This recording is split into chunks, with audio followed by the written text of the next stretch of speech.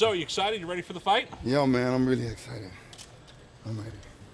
Kimbo, Dada said that he didn't feel like you can show your face in the neighborhood anymore and that you disrespected the neighborhood. What do you have to say about that?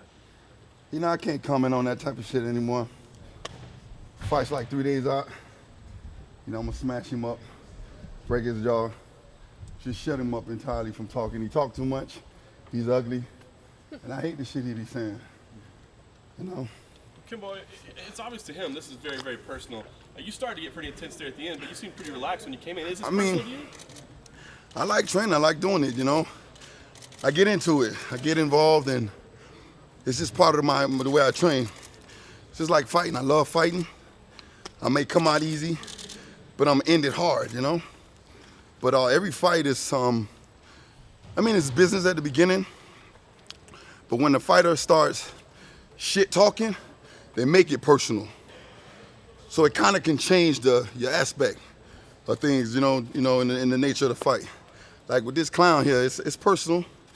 So I'm not gonna just beat him to want to beat him. I'm gonna try to hurt him.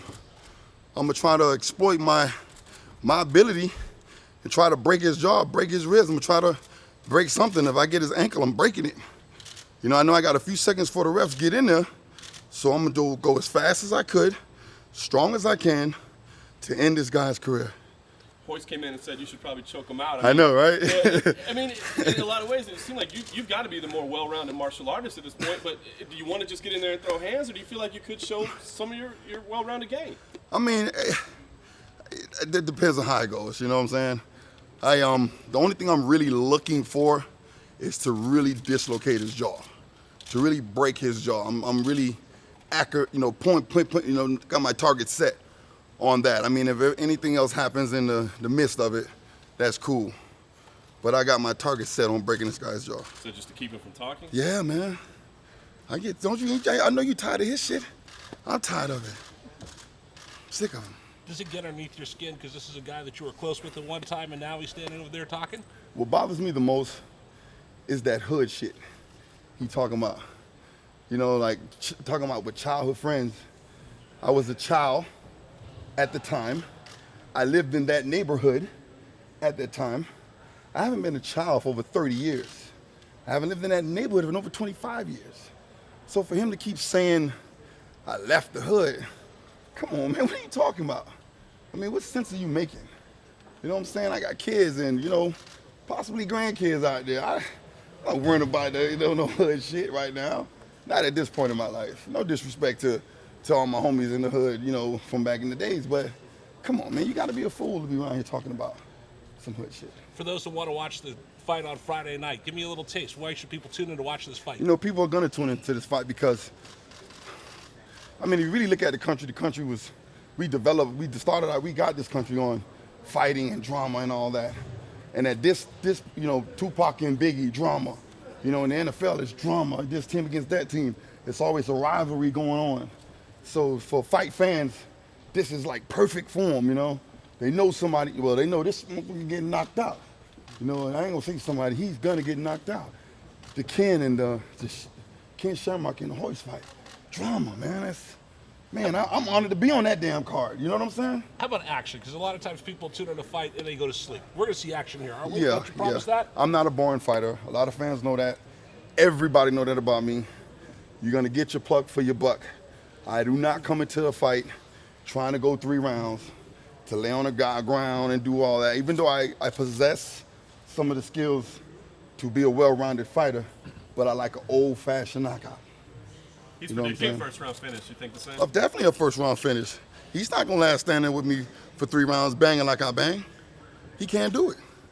He can't do it. Kimbo, do you believe that he used to work for you? I mean, do you believe that he deserves this shot at you right now? The way he runs his mouth, hell yeah, he deserves it. He deserves me to knock him the fuck out. That's what he deserves. You know what I'm saying? All the other shit he's talking, damn that. But the fact that we call it from the, you know, everybody know this talk, you're selling out, man. You a sellout. You a sellout. For that reason alone, I gotta end your shit. For that reason alone, I gotta break his jaw. For those around the country that don't understand what the 305 means, Miami, champions, pride, Dwayne Wade and all the rest, I mean, this guy's calling you out in your own hometown. That's Can you what I'm explain saying. to folks what it means to people from Miami? I mean, that's part of the drama too. The fact that we both from the same area code. You know what I'm saying? The fact that all that plays a role. You know, we knew each other, went to school together. You know, to kind of know each other a little bit. You don't talk shit about a person you know. Like, not like that, unless you got some kind of beef. And of course, evidently he has a beef. So I'm going to settle his beef. But in Miami, you got to walk that walk and you got that swagger. You better back it up, right? Come on, man. He knows how it is. You know, the way, first of all, everyone knows he's going to lose this fight. Everybody know I'm going to break his shit up. But in his mind, well, every fighter, respectfully, has a fighting chance to win a fight. Every fighter is a punch away from a victory. I'm not going to take nothing from him, but I'm not going to belittle myself and my talent, and who I am, posing my will with my heart and my ability, and the game that I've been in this game for over 10 years. I'm not going to let a scrub like this, you know, just come in here and you know, kick my ass in the cage where I was born in. You know, that's not going to happen. Kimbo, there's obviously a long history between you and Dada, and there's been verbal barbs in the media back and forth and everything, but I want to know, have the two of you, did you guys ever have words before all this started? No. Or was it was between other people? Don't you think there's some kind of thing missing between the two of you, that maybe there was You know a what? misunderstanding that led to what it is now? That sounds like a novel. That sounds like a book for a relationship, what you just said. But respectfully, you know what I'm saying? He's a grown man as well as I am. He doesn't need, no one needs to put shit into his head for him to feel the way he feels. No one definitely doesn't do it to me. So whatever is going on in his head spawned from him, his feeling, his thoughts, whatever he had going on, whether it was jealousy or, you know, again, beef towards me, my guy Icy Mike and our crew. That motherfucker came up with this shit. You know what I'm saying? He decided, you know, we were done with the street fights, to pick up and run with it and fuck it up, or try to fuck it up. No, it is what it is now, but do you think you guys could have squashed it, so to speak? Do you think you could have had some kind of talk? I never knew the shit was coming. I just heard him call me out. You know what I'm saying? And you didn't want to get to the bottom of it? You just said, fine, we're getting to the bottom of it now. This is how we get to the bottom of it.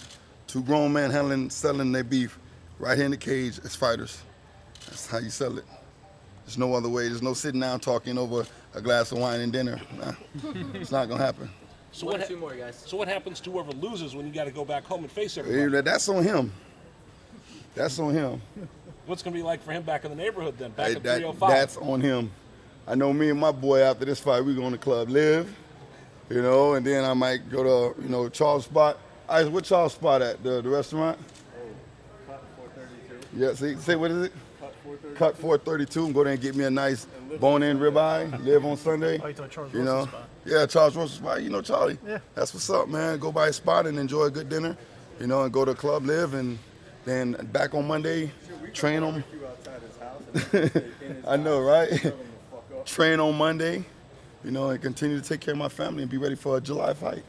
This is your second main event in a few months, and obviously, not that you were in obscurity, but I mean, you went from a huge pinnacle back with the EXC, and then when you were in the UFC.